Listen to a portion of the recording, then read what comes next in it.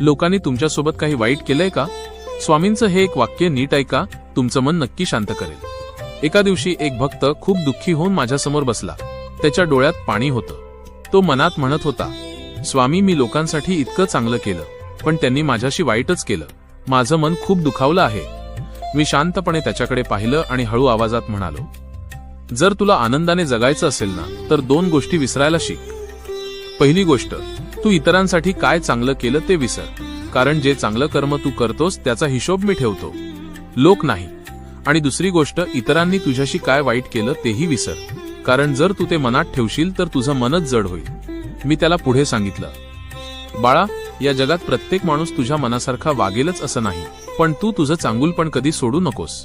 लोक काय करतात याचा विचार करत बसलास तर तुझं आयुष्य दुःखात जाईल, पण जर तू सगळं माझ्यावर सोडलंस तर तुझं मन हलकं होईल। तो भक्त माझे शब्द ऐकून शांत